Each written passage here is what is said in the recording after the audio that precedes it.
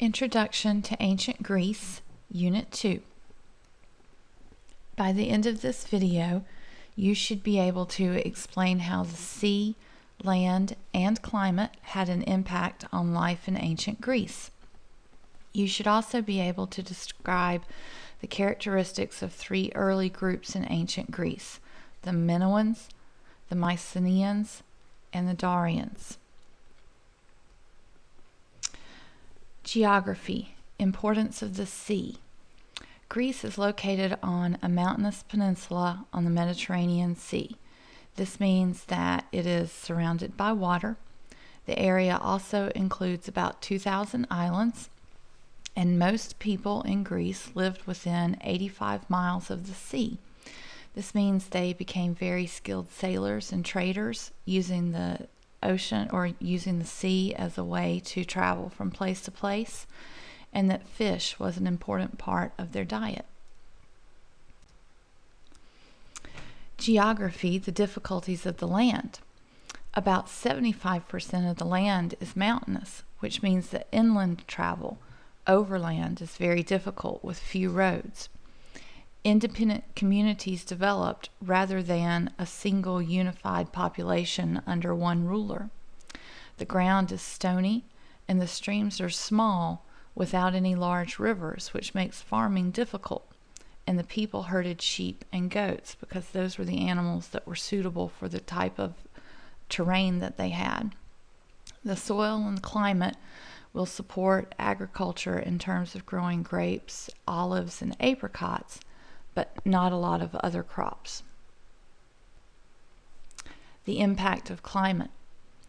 Temperatures vary, but moderate conditions throughout the year support an outdoor style of living, with a tradition of people gathering in public places in their villages and communities. In fact, in modern times, this same Mediterranean lifestyle, their diet, their outdoor living, and their community traditions are linked to longer lifespans and lower incidences of certain diseases. Earliest Greek civilizations, the Minoans. These people were located on one of the islands off the coast of the Greek peninsula. Knossos was the main city. They were ruled by a king who had absolute power over the people. Now, this area was poor in natural resources, so their economy developed based on trade, and they used sea travel to move from place to place and to exchange goods with other communities. They had a system of social classes, which include artisans, literate scribes, farmers, fishermen, shipbuilders, and sailors.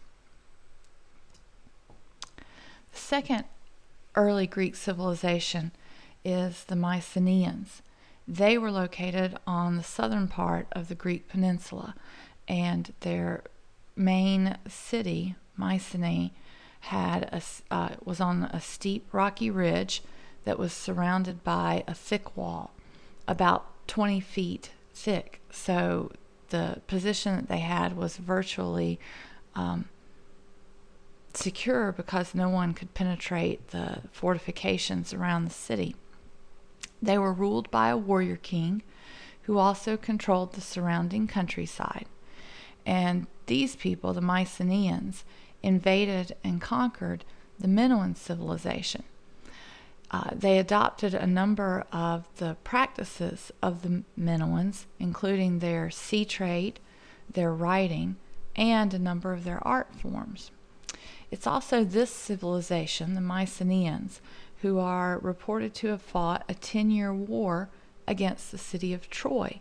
And this war actually becomes the basis of the story of the Iliad and the legend of the Trojan horse. Now, not long after this war was supposed to have taken place, the Mycenaean society declined. The historians aren't sure if that was due to war or other natural disasters that they had happened to them in this area. After the collapse of the Mycenaeans, we moved into a period of time for Greece known as the Dark Ages, where the area was controlled by various groups who were fighting each other. One of those groups is known as the Dorians. During this time, written language disappeared, but a strong oral tradition of storytelling developed with epic poetry, including the story that we referenced earlier, the Iliad, about the Trojan War. And one of the most famous storytellers of this time is reported to be a blind poet named Homer. This is also the time period in which many of the Greek mythological stories developed. The mythology served as a religion, but really as a way for the Greek people to make meaning of the world around them. This is your introduction to the earliest Greek civilizations. Make sure that you have your notes. If you need to rewind or rewatch this video, feel free.